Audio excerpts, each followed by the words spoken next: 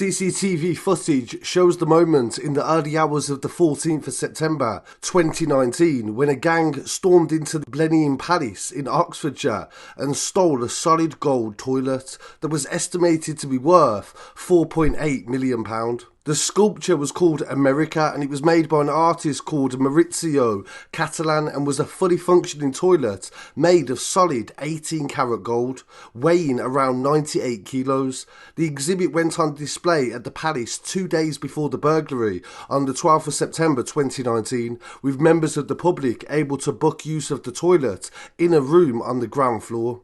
This is the Scarcity Studios YouTube channel. Please don't forget to like, comment, share and subscribe. And this story is sponsored by Gabos London. Join the family today and visit the website for a discount off your first order. Following an investigation by Thames Valley Police, 3 men have been convicted in 2025. This is 6 years after the actual incident took place for the burglary and theft of the golden toilet from Blenheim Palace in Oxfordshire. James Sheen, aged 40 years old, from Wellingborough, pled guilty to 1 count of burglary, conspiracy to transfer criminal property, and also possession of criminal property at Oxford Crown Court on the 2nd of April 2024. Following a trial at the same court, the jury found Michael Jones, 39 years old, from Oxford, guilty of 1 count of burglary on the 18th of the 3rd, 2025. The jury also found Fred Doe, 36 years old, from Ascot, guilty of 1 count of conspiracy to transfer criminal property.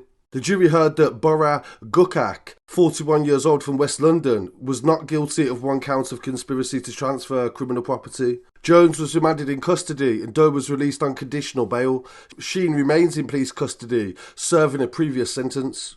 The court heard that James Sheen put in motion a plan to steal the golden toilet. He sent Michael Jones to conduct a reconnaissance of the palace and also the grounds that it was on 2 occasions that led up to the burglary on the 7th and 13th of September 2019. In the latter trip, James bought a palace membership and booked it to use the toilet and took photos of the sculpture, the room that it was in and potential entry and exit points for the burglary. The burglary took place at 10 to 5 in the morning on the 14th of September. 2 stolen vehicles were used, a VW Golf and an Isuzu truck. They entered the grounds at speed and 3 offenders armed with sledgehammers and a crowbar gained entry to the palace and smashed through a solid wooden door and tore the toilet from its fixings.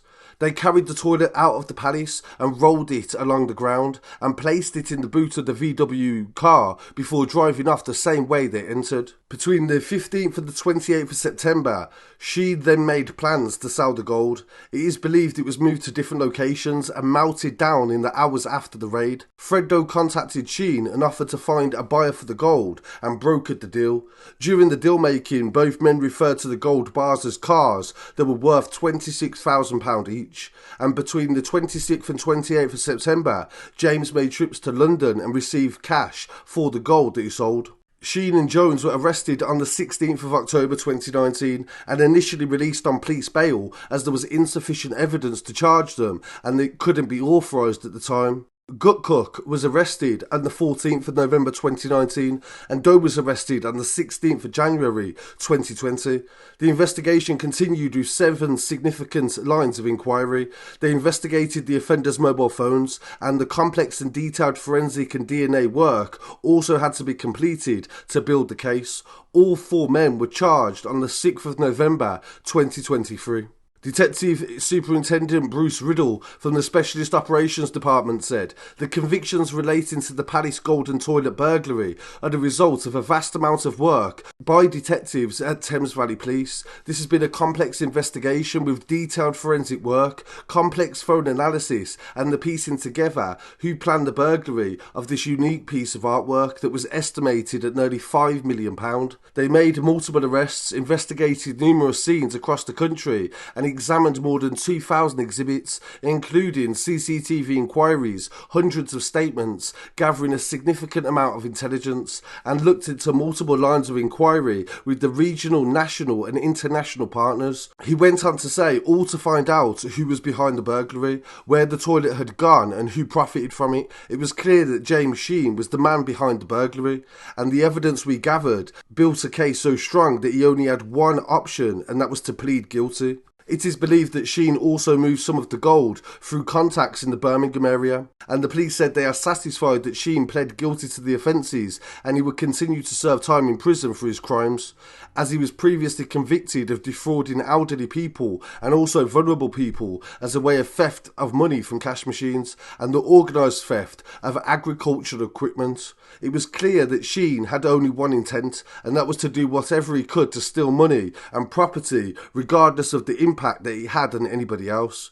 Jones was clearly assisted by Sheen in the burglary, and they carried out the reconnaissance on his part, and it is our case that we believed he benefited financially from the crime, and we also believe he was present at the raid.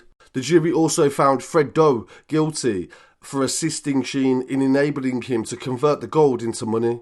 Thames Valley Police were committed to not only investigating criminals and bringing them before the courts to face justice and time in jail, but they're also looking at ways to seize the cash and assets from them. They said they've already obtained a serious crime prevention order for Sheen following a previous conviction, and this has been put in place for 5 years upon his release from prison.